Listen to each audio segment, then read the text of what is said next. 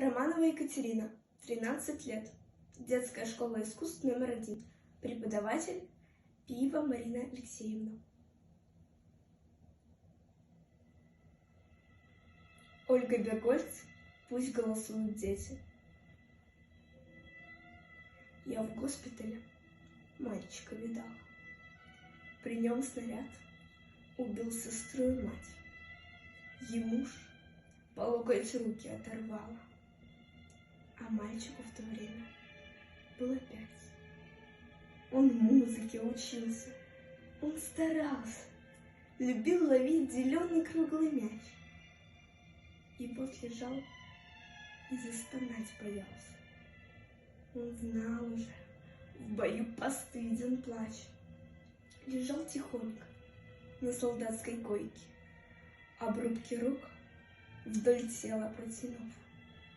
О, детская немыслимая стойкость! Проклятие, разжигающим войну! Проклятие тем, кто там, за океаном, за бомбовозом строит бомбовоз и ждет невыплаканных детских слез, и детям мира вновь готовит раны!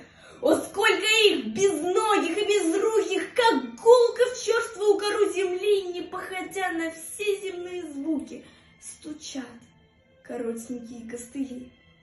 И я хочу, чтоб, не простив обиды, везде, где люди защищают мир, являлись маленькие инвалиды, как равные с храбрейшими людьми.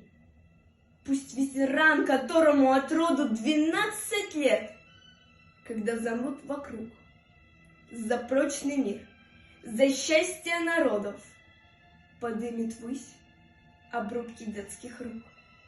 Пусть уличит истерзанное детство тех, кто войну готовит навсегда, чтоб некуда им больше было деться от нашего грядущего суда.